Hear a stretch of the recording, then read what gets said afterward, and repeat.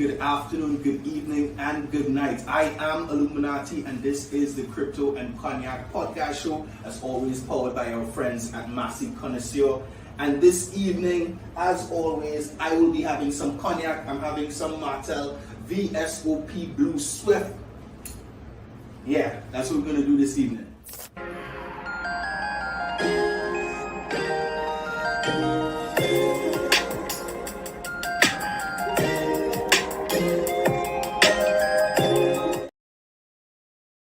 What's up, my Crypto Caribbean people? It's a pleasure to have you guys as always. Cheers. Guys, I'm very, very excited about this evening's conversation. That is because we are going to be talking to someone who, by any means, can be considered a true crypto OG. I'm going to be talking to Anne Connolly this evening, and Anne has been a leader in the blockchain and crypto sector since 2012. She is also faculty at Boston University's Questrom School of Business, where she teaches blockchain-based business models for social impact. She's also lectured at Oxford University on innovations for impact finance. She is the co-author of Bitcoin and the Future of Fundraising, a guide to charities on crypto donations, and she's the co-author of Trust, a graphic novel that teaches young Africans about blockchain. She's certified from the Institute of Corporate Directors and sits as a steward on the Gitcoin DAO, a decentralized organization that supports the creation of public goods. She's previously worked with Doctors Without Borders as a field worker in the Central African Republic as well as DR Congo. She holds a Bachelor of Life Sciences from Queen's University, an MBA from McMaster's University, and is certified in strategic disruption from Harvard Business School. She was honored as the CBC's 12 Young Leaders Changing Canada and one of the 50 most inspirational women in technology in Canada. Welcome, Anne. Thank you. Thanks for having me on. Thank you so much for being with us. And first of all, cheers. I understand that you are having some rum. We are also... That's right. Some of Barbados' finest. Yeah, I don't know about that. You know, we are very cliquish when it comes to rum in the Caribbean. You understand? So as a Trinidadian, I'm not going to speak on that. Today we're actually some Malibu rum from our sponsors, 𝐂𝐎𝐍𝐕𝐄𝐓𝐈𝐎𝐍. We're also featuring some 𝐂𝐎𝐍𝐳 Cuervo, or as they say in Mexico, tourist tequila. But I mean, it works for us just fine here in the Caribbean. And so we just heard your amazing bio. I mean, you've done some tremendous things. You're a speaker in this space, you're a teacher in this space, you're an advocate in this space, and you've been in this space since 2012. But what was it that you saw in 2012 that got you into this space? Or, you know, just give us a little history about your journey into this crypto. Yeah. So as you mentioned, I spent the first part of my career working in humanitarian aid. So I worked for Doctors Without Borders, and my first project was in Central African Republic, which, you know, we were working in a tiny village in the middle of nowhere. And we had, 200 staff, all nurses, doctors, medical teams of all types trying to help kids who were malnourished. And my job was working in finance. And so I, would carry knapsacks full of cash through war zones to pay our teams because they were all unbanked, right? And so we talk so much about being unbanked in this space, but when you think about the practicalities of what does that look like? Like, how do you get enough cash to pay 200 salaries to the middle of nowhere every month? I mean, the answer is that I carried it in a knapsack on my back. And so when I learned about Bitcoin on Twitter in 2012, like instantly just thought like, man, this is going to change everything. Not only for the organizations who then could, with a click of a button, just send crypto to all of our staff instantly, but also for those staff, where they didn't have to hide their money under a mattress, or, if they made a big sale, they weren't going to get robbed on their way home or something like that. And so I became very excited about it because I think instantly I could see the use case. And so I started getting involved. At that point, I was still working in the charitable sector. So I started one of the world's first crypto donation programs at an organization that was doing HIV/AIDS work in Malawi. And then got in full time in 2015, doing marketing for a wallet company and doing some consulting. And I had a couple startups of my own, one in the remittance space and then one in the legal tech sector, both which were like 20 years ahead of their time, I think, and did not make it.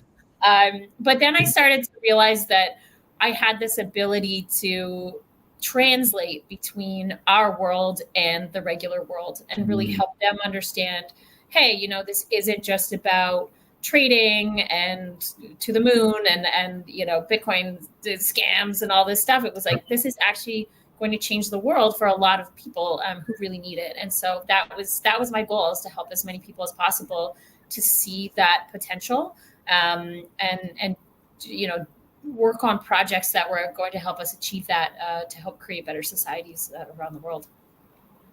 Yeah, that's an amazing story. And I think what you said there about like being in a situation that was, I guess, very much in need of Bitcoin, very much in need of blockchain, but not even knowing what that thing that you needed was, and then finding Bitcoin is a totally different experience to someone like me who lived in the West, has always lived in the West, worked in the finance space. And then I think my first few serious conversations about Bitcoin, it was people telling me that this thing is going to change the world. And I was like, what are you talking about? Like, the people who are buying this thing are people who have loads of this like disposable income. Disposable income, Yeah. people who are speculating on it. Like, the average person can't buy a Bitcoin. And I think back then, I was very much uneducated about it. When I first heard about it, even though it was, I think, under $3,000 at the time, my impression was that you had to buy a whole Bitcoin, right? Right. Yeah. Yeah. That's So common.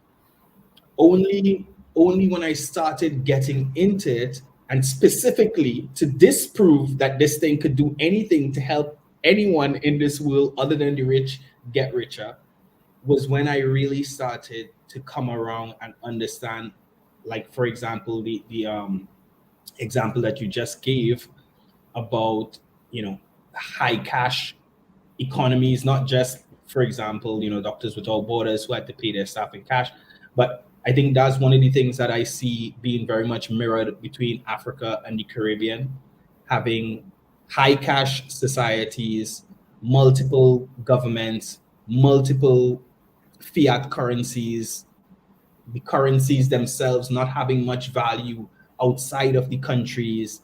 So in terms of people being able to preserve their earning potential against their government's decisions and inflation, and then against European or American governments making decisions that ultimately impacted your economic position, making decisions that impacted your country's economic policy, but not really having access to those things.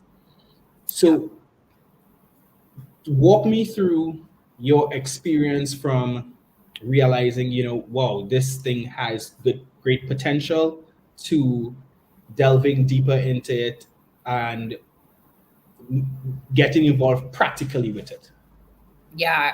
So I had kind of a similar situation to you, where I started reading about it. I was excited about it. I lived in Canada at this point, and I speak to other Canadians about it. And they said, well, like, what am I going to do with this? Like, my credit card works great. I go to the grocery store. Like, why would I use Bitcoin when I can just use like credit or debit? And I didn't really have anything to say to that other than, yeah, you're right. Why would you? It doesn't make sense for you. And that's where I think we see a lot of this sort of speculative buying in Western markets. But what's really cool, I think, about African markets in particular is they are like decades ahead of us on mobile money. right? So they M-Pesa and, being able to send money through text messages on T9 phones, they're way farther ahead than we are. And so their ability to just, upscale into sending crypto is going to be just a 10% improvement. They already know how to do it. They're comfortable sending with phones. Whereas, the lift to get Canadians to shift from, the banking style of sending money over to a crypto style it's a much greater lift because they're not familiar with it. And it doesn't add the same level of value that it does in other locations. And so, when I talk to people in Western Europe or North America, I like to talk to them about Venezuela, and I say, okay, let's look at a place where, they had banks and things worked okay and they had cash but about 7 or 8 years ago, the inflation rate was 53 million%. And so what started as a financial crisis actually ended up in a humanitarian emergency where people couldn't afford to buy food. And it was so bad that the median worker making, an average wage at the end of the day would only have enough money to buy 2 eggs. That's it. And so 15% of the country was actually starving. And so the older generations would go to look for gold as a means to be able to hold on to the value that they had. And the younger generations started looking at Bitcoin. And for me, it was really this idea of we don't necessarily need to get rid of government currencies, but people deserve choice. And they deserve the ability to choose between what their government is offering and something else that maybe government is not involved in. And I think if they have that choice, governments are going to be required to clean up their act and do a better job of actually managing their financial systems. And so I think the key thing with stories like that is that it gets people to realize, like, maybe I don't need it myself, but there are so many people that do. And once they can see that it's not just a nice to have, it's life-changing for like billions of people, suddenly it makes a lot more sense as to why everybody needs to support the development and adoption of cryptocurrencies. Yeah, and I mean, from the area that you specialize in as it relates to charities and stuff like that, we see so much of the cost associated with charity being in the administrative operations of those charities, and those costs are very much include paying salaries, doing money transfers, cross-border payments, currency conversions, and all these different types of things. So when you start looking again at the pain points, you can draw a direct line from where we are and where Bitcoin can get us to. And like you said, I think a lot of the conversation, especially in the West, especially in Europe, needs to be around, okay, it might not be beneficial to you. Like the return on equity might be 5 basis points for you, but for somebody in Africa, someone in Latin America, that return on value is 10x. And we're not just talking about from a speculative perspective, but from a very, very real, tangible perspective.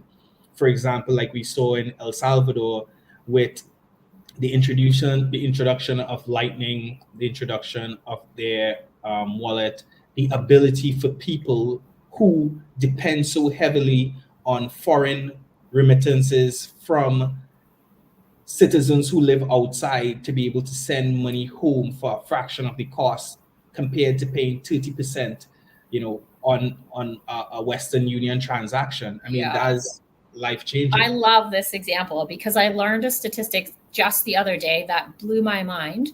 And it was basically that the volume of remittances going into Jamaica is essentially equal to the money coming in from tourism.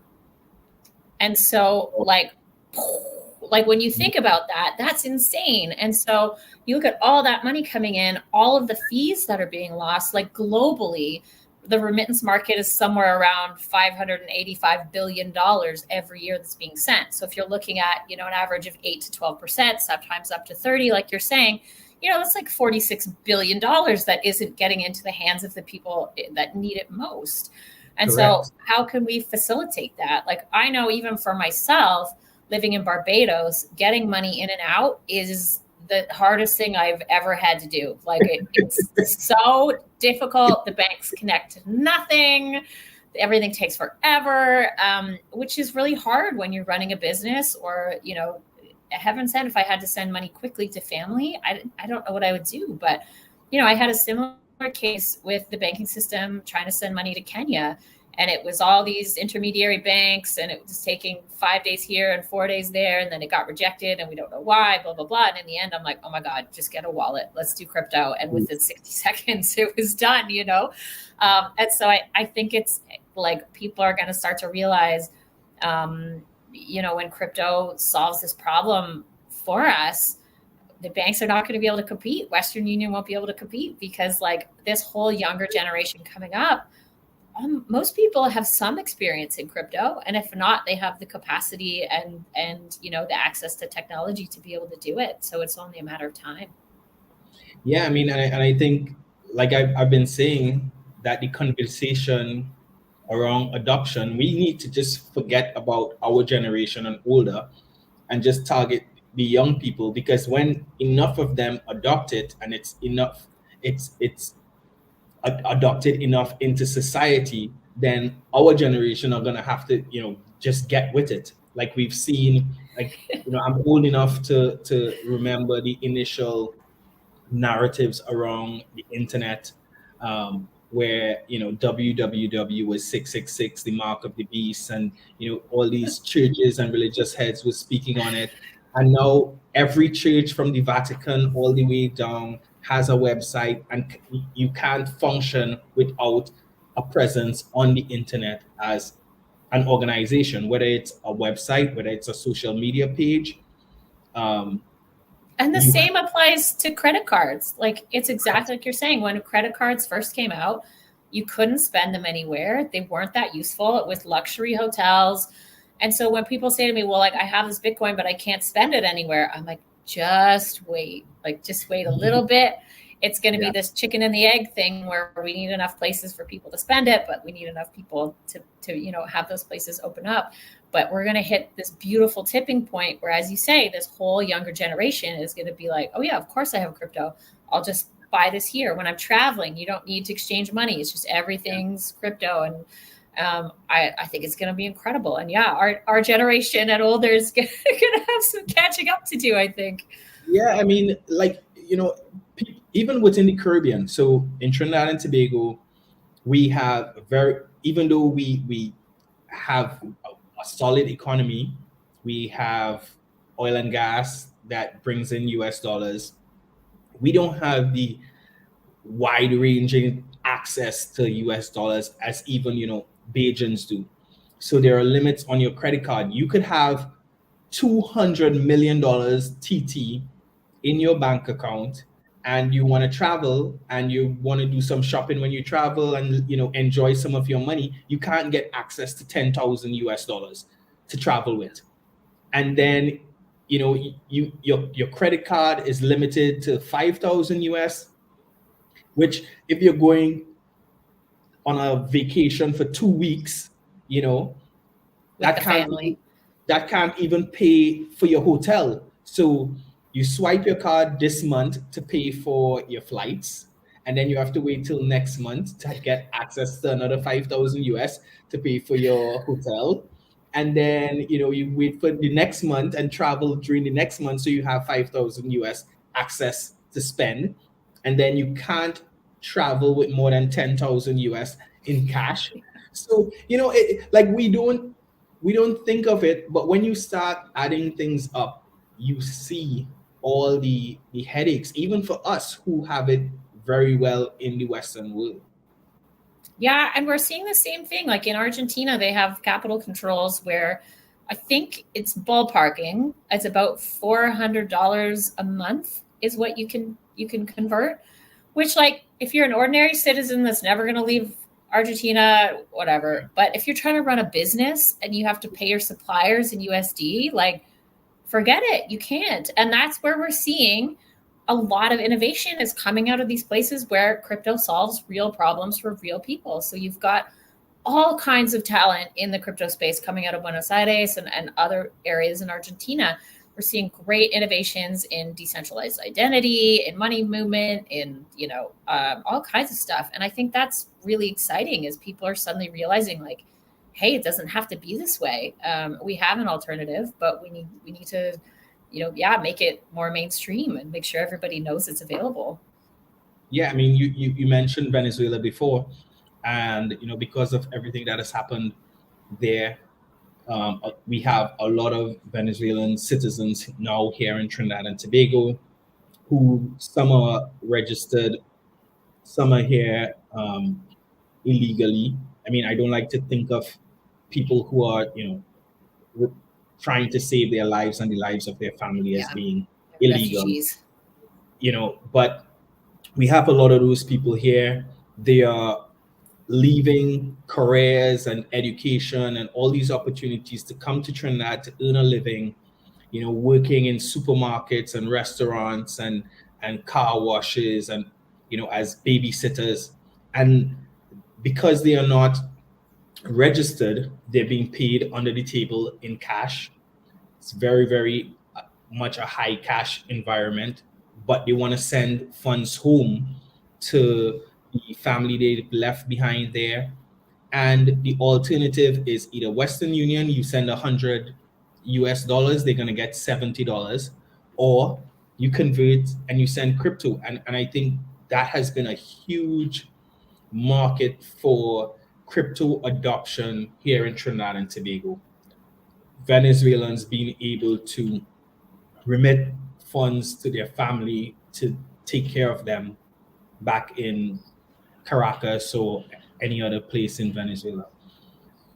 So yeah, and we need to be like supporting that and lifting that up. And when you think about the impact of people all around the world helping family and helping friends, like, if they didn't have that option, your homelessness increases, people who are hungry increases, the burden on government increases, crime increases.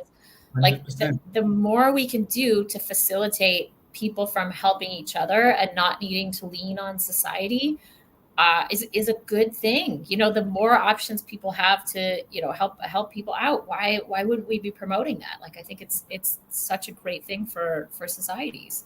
Listen, it sometimes I wonder if I'm crazy. When every day I wonder the same thing. You seem good though. Don't worry. Why? Like, some of the things that you think are just the natural instincts of humans to support and take care of each other, and these things are being fought against from a governmental standpoint or a legislative standpoint or a regulatory standpoint. And I'm like, isn't the point to support each other? Isn't that what humanity is about? But well, and that's like one of the things I love about Bajan culture is, like, when I came to Barbados, people take care of each other all the time. Like, they're looking out for their neighbors, they're even strangers, they'll come up and help you out if you need it. And there's something really wonderful about that I love, that I think, like, if we can take, like, let's export that culture. Like, please, can we take that culture and send it everywhere else, and make it easier for people to do that? I think we all benefit. Yeah, for sure. I mean, Caribbean culture, I think, has a lot of, and I hear the same thing about African culture from people who visited. I mean, I look forward to being able to visit one day, but I have a lot of friends there who are doing amazing things in the space as well, and I hear the same thing. But I want to kind of go more into what was, I know it would have been a culmination of a lot of different things, but what was that one thing that made you say, you know what, I need to write this book. It can't just live in me. I need to put it out. What was the I guess the catalyst for that? Okay, so I've got 2 books, and I would say they each have sort of different stories. And the first book was, I co-authored a book called Bitcoin and the Future of Fundraising that helps charities accept cryptocurrency donations. And the big thing for me was, like, there's this whole market of people that made crazy money in crypto and want to give it away and have nowhere to give it away. Like, I spoke to a whole bunch of donors that just said, like when I'm deciding on what charity to give to, I Google what charities accept crypto, and then I pick from the list. It wasn't like, oh, I'm super passionate about this or super passionate about that. It's literally like, who will take my money? And I'm like, that's nuts. And so I really wanted more organizations to be able to connect with this community. Like, for example, I'm working with an incredible organization in Barbados called 𝐂𝐻𝐕𝐄𝐑𝐒𝐓𝐈𝐎𝐍. They work with women and men, to be honest, also people facing domestic violence and domestic abuse at home, to help get them safety and training around, cycles of abuse. And the vast majority of our donations have come from cryptocurrency people, because we've set up a crypto donation program. And crypto people are very philanthropic. I really love that about this community. So that was important for me, is like, how can we get more crypto people able to give to the causes they care about? And how do we get charities to feel comfortable with that process? So I'm like, okay, I got them on that one. And then the other book that I wrote was a really cool graphic novel that I worked on with an artist named 𝐂𝐎𝐍𝐕𝐄𝐑𝐒𝐀𝐓𝐈𝐎𝐍 out of Nairobi in Kenya. And our whole goal with that one was like, my gosh, there's this incredible pool of untapped talent in Nairobi and other parts of Africa, especially East Africa, where there's a lot going on there. And we just thought, how do we transition these kids out of Web 2 stuff and into Web 3, or they're trying to figure out what to do with their lives. Let's get them interested in this. And so storytelling obviously is a big part of their culture. And so we're like, let's write a story about, the real challenges happening in these people's lives. And so Chief brought in elements of things he had lived through around, people stealing land from others, or cops that were abusing, they were corrupt. And so we wrote a whole full-size graphic novel and created a motion comic. You can see it at trustgraphicnovel.com. It's all free to read, free to access, and then connecting all of the readers to different blockchain education sites across the continent where they could actually take their education further. And that's been incredible. We got really good feedback where people are also like, hey, there's not a lot of blockchain education that's focused on the African market. That's by Africans, for Africans, that tells an African story. And I think that's really important. And it's also why I'm really glad this podcast exists, is people's needs in different locations are very unique. And the stories that they tell and the problems they face are very unique. And so having that very culturally specific content is so critical. Yeah, I think that is super important. That's the origin story of this podcast. As I got into crypto and as I got more and more down the rabbit hole, learning a lot, I realized that all of the information, or 99% of the information, was being shared and told in a North American or a European context, that there were certain by white people. Yeah. That there were certain intricacies that were not being discussed that were relevant to the Caribbean market. And I've never considered myself a tech person. Yes, I've come from the banking industry, but I felt like at that point I wasn't aware enough to speak from that perspective as well. So I said, how do I give back? How do I add value to this space that I've found and fallen in love with? And I was like, you know what? I may not have all the information, but I'm very good at networking. I already have built a network. Let me get these experts, let me get these people who know way more than me to come on and have this conversation and tell their stories, so that, the people out there can hear and understand and realize that, there's stuff going on. There's value happening right here in the Caribbean. So I think that is amazing. Speaking of the Caribbean, we've talked about, your journey in Africa through Doctors Without Borders, but how did you land in Barbados? Yeah, like many other people, I was a welcome stamper. I came over during COVID. I'd spent the first part in Canadian summer was great. And then once the fall hit, I was alone in my 1-bedroom condo and it was too cold to go outside. And I'm like, this is not going to work for the winter. I've got to figure something out. so I had a few friends that were in the same position. We're like, what can we do to like live together so we're not alone? And we said, well, we've got a friend in Mexico. And I was like, you could not pay me to go to Mexico right now with their COVID rates and the club life and all that. I'm like, no. And 𝐕𝐈𝐍 and Barbados just had this incredible system where like I really trusted her and her judgment on what was going on. They had a good quarantine system where I knew that anyone that came was really serious about COVID and not getting infected. And so that's why we came. And then once I was supposed to come for 2 months, stayed for 6, just like everybody. And then went back to Toronto and was like, why did I come back? And so moved permanently about 1.5 years ago, and moved my business here, and everything. And so it's been incredible. I really love it. I love people. I love the culture. Just did 𝐂𝐬𝐍𝐕𝐄𝐑𝐒𝐀𝐓𝐈𝐎𝐍 for a crop over recently. And yeah, I think it's an incredible place, and the people you meet are fantastic. So I'm really thrilled to have been welcomed here, to be honest. It's been really nice. And I mean, you can't beat the beaches. You can't beat, so like I was there last week.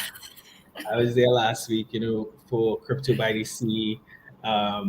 So a couple of the days I'm in office all day, doing work, having all these discussions. And then I leave work and I get back to the hotel and I go to my room, and then I'm like, wait, the beach is right outside. Why am I in here? And then I just walk out and I'm in the beach, and I'm like, how doesn't everybody just do this every single day? Like, this is the way you end a work day. Yeah, and nobody's farther than half an hour away from the beach. It's pretty great.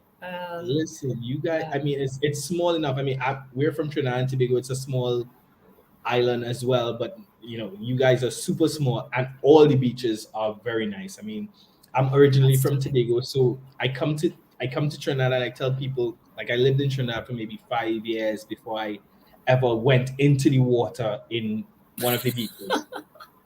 Like, because Tobago has way nicer beaches than Trinidad. I always insult my Trinidadian friends. I say, listen, Tobago has beaches.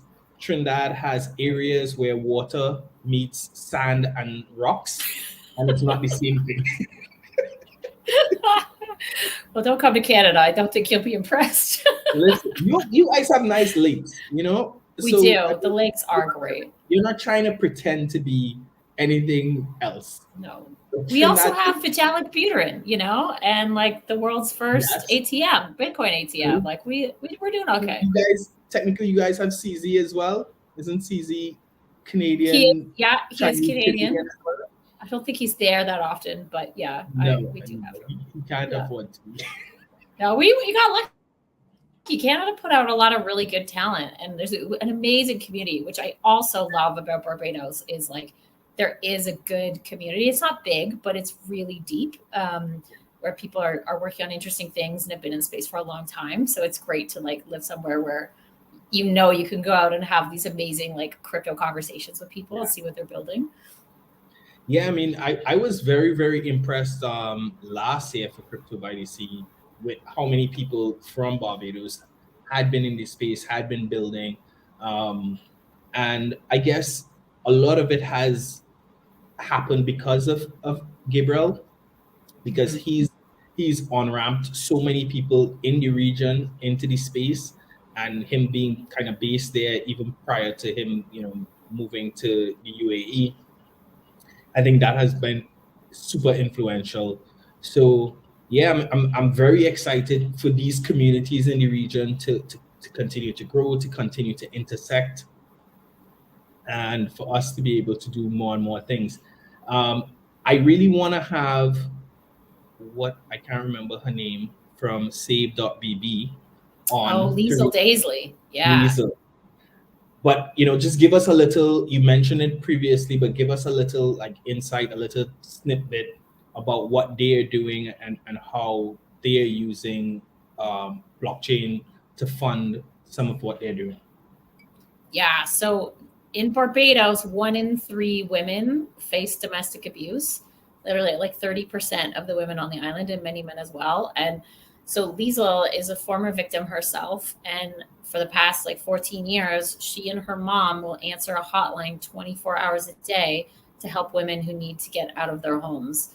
And 𝐂𝐍's been working with, running workshops, helping them with their self-esteem, helping them, run businesses to get money so they can leave the house and take care of their kids. And she also works with police to help them, improve how they respond when they come to help on some of these calls. And so we've started by adopting a crypto donation program.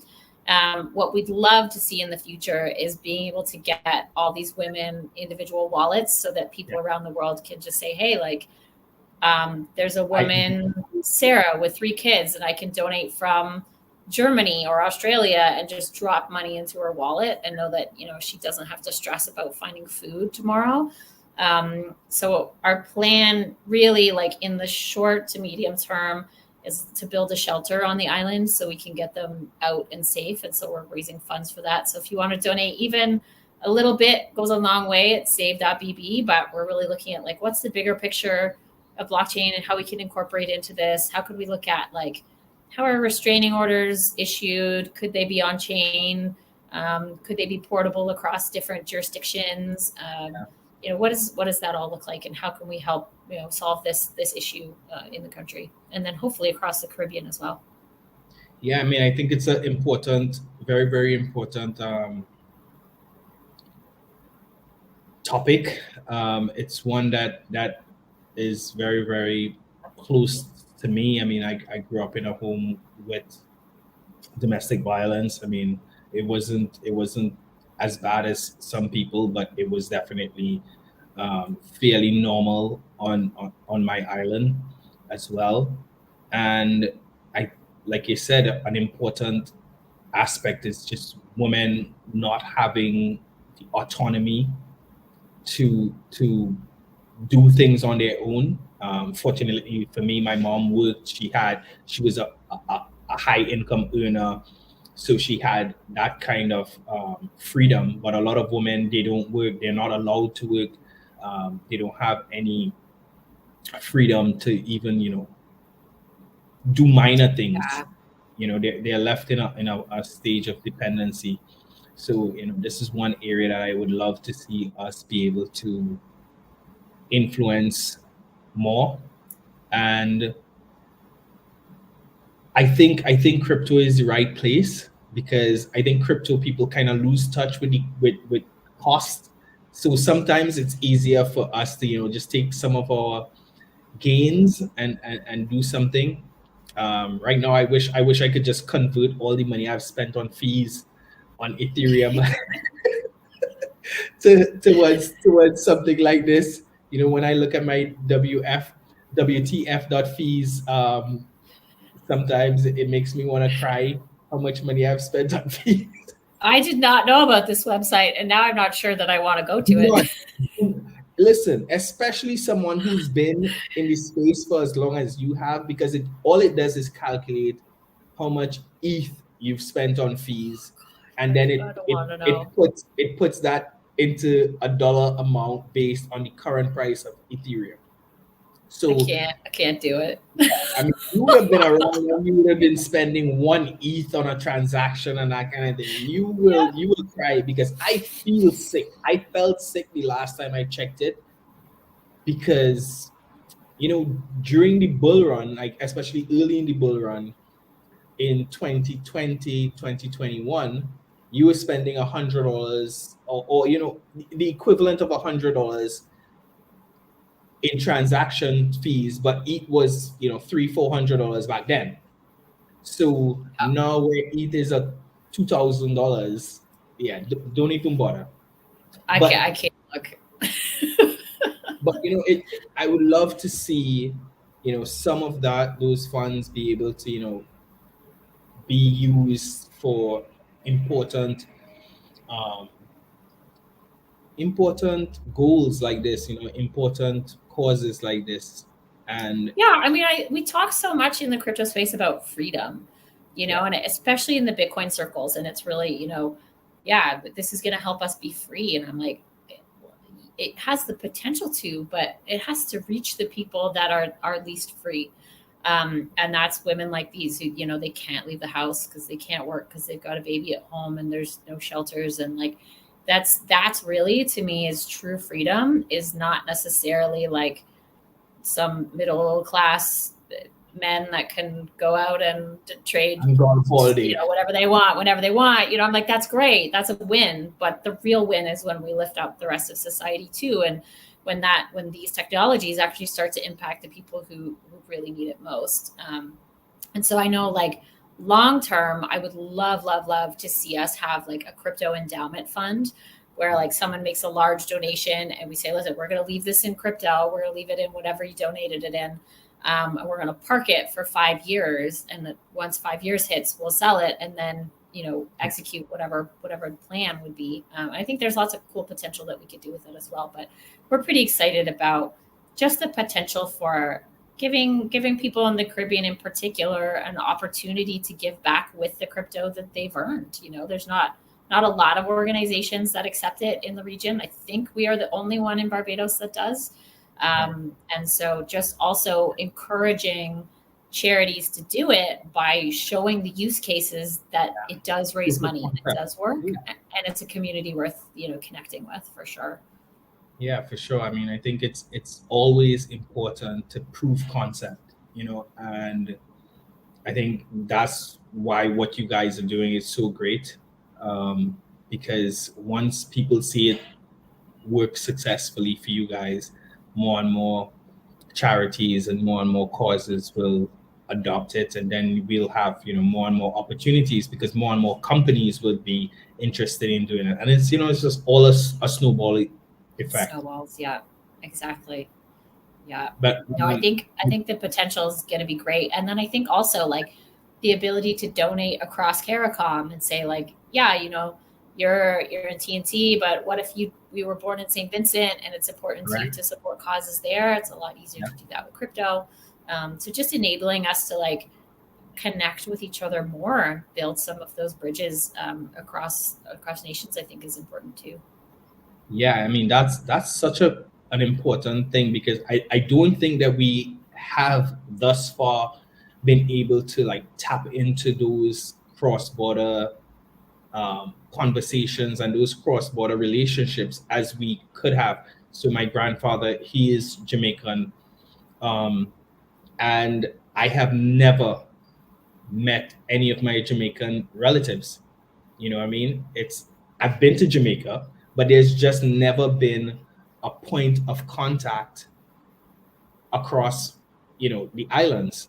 So, I mean, I would love to see that become something that is a lot more established across the region. And I think just sharing like best practices from all these places, just, you know, like taking a program that worked in the United States or the UK, it's fine, but it's not for here, you know, like it's not our society, it's not our culture, like, you know, so if we're developing an incredible locally constructed program for domestic violence, let's share that with you know, St. Kitts, let's share that with Jamaica, and it's probably going to be a lot closer, and they'll say, hey, we tweaked it like this, we tweaked it like that, and I think there's something amazing about that. So I'm hoping that with crypto, we're going to be able to start to bring people together a little bit more, fund what matters on all the different islands, and just lift the, you know, what's it, the rising tide lifts all boats.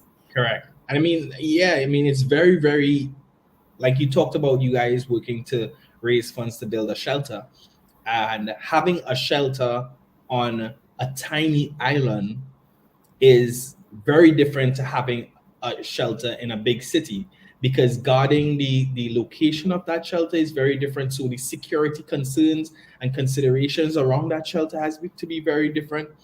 And it's not something that you can just pick up what works in the US and plant it in Barbados, or pick up what works in Canada and plant it in Barbados. So, you know, from regulations all the way down to impact related causes like this, it's not just like you can't import things wholesale. So I think it's so important to have our own homegrown initiatives. Yes, and the same goes for like crypto applications, right? Like you can't pick up what's being built in Nairobi or Norway and drop it here and expect that it's going to be the right fit for people. And that's where, like, I'd love to see more specific blockchain education happening in whether it's high schools or universities here, or like online classes that are taught by locals from the region. I think we need more of that. So I'd love to see like, I don't know, a master's degree in blockchain at University of the West Indies, or and you can come and teach a couple courses. I mean, I'd love to. It'd be great. For sure. Maybe I'll have to kick that off. Yeah, let's get it done. I mean, it's something that we've been advocating for here in Trinidad with the Ministry of Digital Transformation. Hopefully we see something shortly. We've been talking to them about, partnering with the Ministry of Education and getting something into the high schools initially, and, building out and blossoming out from there. So I'm looking forward to more and more of those types of initiatives across the region. Yeah. But Anne, thank you so much for your time today. Thank you so much for sharing with us. Is there anything else that you want to share that you've not touched on before? I think the big takeaway is, if you're listening for the first time and you don't have any crypto, go out and buy $1 worth. Just invest your time in learning how to open a wallet. You don't have to invest your life savings. It's really more about just learning about the potential. And if you do have crypto, head on over to 𝐂𝐻.BB and drop a little bit in the organization's wallet. And we would super appreciate that. Yes, and I noticed that you guys allow for donations to be made across multiple blockchains. So yes, if you have Ethereum, great, but there's also Polygon, which the fees are super, super low. You could donate as little as $5 and it's going to cost you a fraction of a cent kind of thing. So there are tons of opportunities. Yes. Thank you so much for having me on and having this great chat. And I'm looking forward to, if anyone's got ideas what they're working on and they want to reach me, just hunt me down at 𝐂𝐻𝐍.ca, and we'll have a good chat. I'm gonna leave the link to Anne's website below in the status. Also 𝐂𝐻.BB's website as well, so that you guys can go and donate and continue to support the great work that they are doing. And again, thank you so much for being with us today. Thank you. Guys, thank you so much for being with me. As always, I mean, this was an amazing conversation. I can't wait to, take it to the next level, to see you guys contributing, supporting charitable organizations throughout the Caribbean with your cryptocurrency, getting involved, learning, and continuing to grow. You know what I always say, adoption is inevitable. As always, Illuminati out. Be blessed.